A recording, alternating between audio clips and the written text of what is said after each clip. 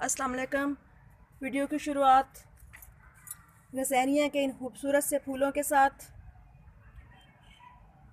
देखिए कितने खूबसूरत से फूल नज़र आ रहे हैं गज़ेनिया के।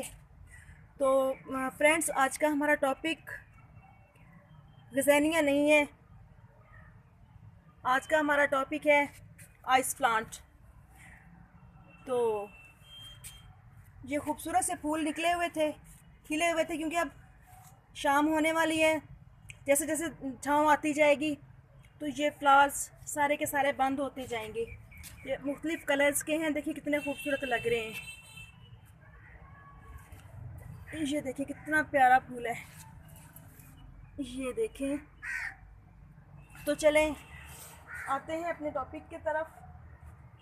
आज का हमारा टॉपिक है ये खूबसूरत से प्लांट, आइस प्लांट। ये बहुत खूबसूरत फूल होते हैं, बिल्कुल डेज़ी की तरह, बहुत खूबसूरत लगते हैं ये वाले फ्लावर्स। और इस प्लांट का नाम भी शायद इसीलिए आइस प्लांट रखा गया कि देखें इसकी शाखों पे, इसके तने पे, पत्तों पे यूं है जैसे बर्फ़ के कतरे जमे हुए हों, इसीलिए इसे आइस प्लांट कहा जाता है। ये देखिए कितने नुमाया हो रहे हैं और कितने खूबसूरत लग रहे हैं, बिल्कुल जैसे यूं हाथ लगाएंगे तो ये ख़त्म हो जाते हैं, जैसे जैसे हाथ से टच करते हैं तो। और बहुत ही खूबसूरत सा नज़र आने वाला ये प्लांट, बहुत ही इजी टू ग्रो है। तो मैं तकरीबन हर साल ही इसको अपने गार्डन में ग्रो करती हूँ, क्योंकि मुझे इसके फूल बहुत ही ज़्यादा खूबसूरत लगते हैं।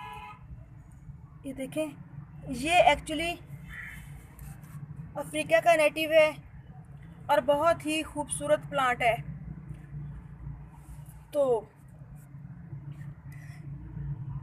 ये जर्मिनेशन की बात करें इसकी, तो इसको सीड्स से ग्रो किया जाता है। मैं हर साल इसको सीड से ग्रो करती हूँ, पहले एक दो दफ़ा मैंने नर्सरी से भी मंगवाया है। तो बहुत ही खूबसूरत नज़र आने वाले ये फूल बहुत ही आसानी से हम अपने गार्डन में खिला सकते हैं। तो सीड के साथ यूँ मैंने ग्रो किए थे एक दो गमलों में।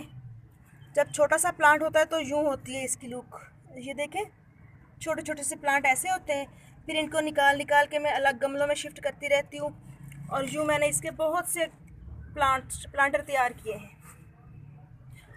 और ये प्लांट हैंगिंग बास्केट में बहुत खूबसूरत दिखाई देता है लगा हुआ, क्योंकि ये पौधा ऊपर को नहीं बढ़ता, ये नीचे ही बुशी होके तो गमले में फैल जाता है। हैंगिंग बास्केट में लगा हुआ ये बहुत ही खूबसूरत नज़र आता है।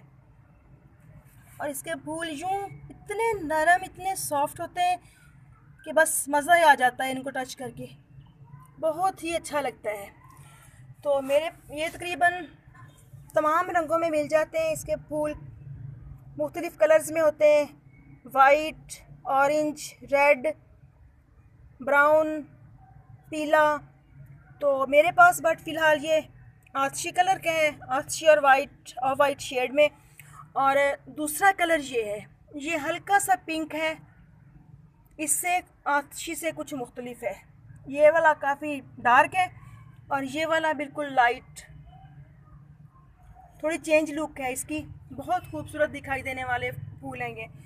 तो पानी की बात करें तो पानी इसको बहुत ज़्यादा बिल्कुल भी नहीं चाहिए होता, क्योंकि ये एक सेकुलेंट प्लांट है।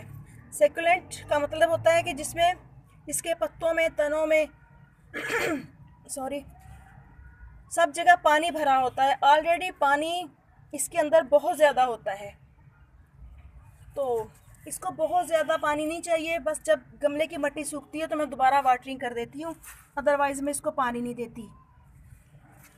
और खाद की बात करें, फर्टिलाइज़र की, तो जब आप इसको ग्रो करेंगे सीड्स से तो बस भालू मिट्टी में या सैंडी सोयल में आप इसको ग्रो कर दें, तब इसमें वो फर्टिलाइज़र वगैरह डालने की ज़रूरत नहीं होती। बट जब आपने इसको शिफ्ट करना है या प्लांट्स निकल आए तो आप कोई भी लिक्विड खाद इसमें डाल सकते हैं। और प्लांट्स को जब मैं जैसे जैसे अलग करके रिपोर्ट करती जाती हूँ, सेपरेट करती जाती हूँ, तो तब मैं इनमें गोबर खाद भी डाल देती हूँ। जब प्लांट कुछ थोड़े से बड़े हो जाते हैं तो 2-3 दाने इनमें DAP के डाल के तो गुड़ाई कर दी साइडों पे गमले में, जैसे यूँ स्पेस बची हुई है तो यहाँ डाल के तो इसकी गुड़ाई कर देंगे तो बहुत अच्छे से इसकी ग्रोथ होगी। यूँ देखें मेरे प्लांट्स की ग्रोथ माशाल्लाह आपके सामने है, और फ्लावरिंग भी देखें कितनी हेल्दी आ रही है इसके ऊपर, बहुत खूबसूरत दिखाई देते हैं ये प्लांट। और लोकेशन की बात करें तो इस प्लांट को चूँकि ये सर्दियों का पौधा है, सर्दियों में फ्लावरिंग करता है, तो इसलिए ज़रूरी है कि इसको धूप में रखा जाए। जब हम सितंबर अक्टूबर में इसकी सीडलिंग करते हैं तब तो साए में रखते हैं, लेकिन जब स्प्राउटिंग हो जाती है, छोटे छोटे से प्लांट इस तरह से बन जाते हैं, तो फिर इनको उस जगह रखना है जहाँ कम से कम 5-6 घंटे की धूप आती हो। तो ये प्लांट बहुत अच्छे तरीके से ग्रो करता है और बहुत ही खूबसूरत दिखाई देता है। तो ये देखें माशाल्लाह कितना हेल्दी प्लांट है। ये देखें, ये मेरा तो गमले में लगा हुआ है, लेकिन अगर बास्केट में लगा हुआ हो तो यूँ भरा हुआ बास्केट भरी होती है और बहुत ही खूबसूरत नज़र आती है। और ज़्यादा फ्लावरिंग के लिए ये देखें जो फूल खिल के यूँ पत्तियों के धागे से बन जाते हैं, तो उस स्टेम को अब यूँ शुरू से काट दें, बहुत आसानी से ये कट जाते हैं। ये देखें ये वाला फूल और ये वाला फूल भी, ये देखें क्योंकि ये खिल के तकरीबन मुरझा चुके हैं, इनमें सीड्स बनेंगे अब। तो फ़िलहाल मुझे फ्लावरिंग चाहिए प्लांट्स पे, तो मैं इनको अभी पिंच कर दूंगी और मैं भी इस पर सीड नहीं आने दूंगी, क्योंकि अभी मुझे सीड नहीं चाहिए इनके। ये देखिए माशाल्लाह, ये जैसे जॉइंट फ्लावर नहीं होता, यूँ शाख एक है, नीचे से बर्ड एक है, बट ऊपर फूल 2 खिले हुए हैं, कितना खूबसूरत दिखाई दे रहा है। ये देखें, तो अच्छी फ्लावरिंग के लिए इसकी पिंचिंग करते रहें और बस इसकी कुछ ख़ास केयर नहीं करनी पड़ती। तो 10-15 दिन में DAP के 2-4 दाने डाल के तो आप गुड़ाई करके पानी दे दिया करें। तो यूँ बहुत अच्छे से मेरा प्लांट चल रहे हैं। मैंने काफ़ी सारे पॉट्स में लगाए हुए हैं, उधर भी पड़े हैं कुछ, बट आपको दिखाने के लिए फ़िलहाल मैंने ये 3 ये छोटे प्लांट रखे और 3 फ्लावरिंग प्लांट रखे थे। देखें कितने अच्छे से ग्रोथ हो रही है माशाल्लाह इनकी। फूल खिले हुए किसको अच्छे नहीं लगते, जिनको गार्डनिंग का शौक़ नहीं भी होता, फूल तो उन लोगों को भी अच्छे लगते हैं।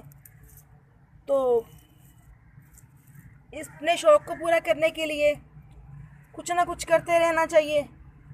बहुत अच्छा फ़ील होता है इंसान को जब इन फूलों की ख़ास बात होती है कि जैसे जैसे धूप आती है, गसेनिया हो गया और ये सनफ्लावर हो गया, ये वाला आइस प्लांट हो गया, इन पे धूप पड़ती है तो फूल खिलते हैं। जैसे धूप ख़त्म होती है साथ ही फूल यूँ बंद होना शुरू हो जाते हैं। ये देखें, ये दोपहर में पूरे बर्ड खिली हुई थी, यूँ तकरीबन 3 से 4 सेंटीमीटर के ये होते हैं, बिल्कुल खिले हुए थे, बहुत खूबसूरत लुक दे रहे थे।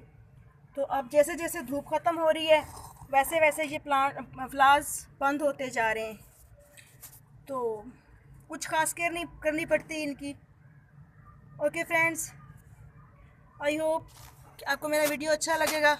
अच्छा लगे तो मेरे चैनल को सब्सक्राइब कीजिएगा और मेरी वीडियो को लाइक कीजिएगा। बाय।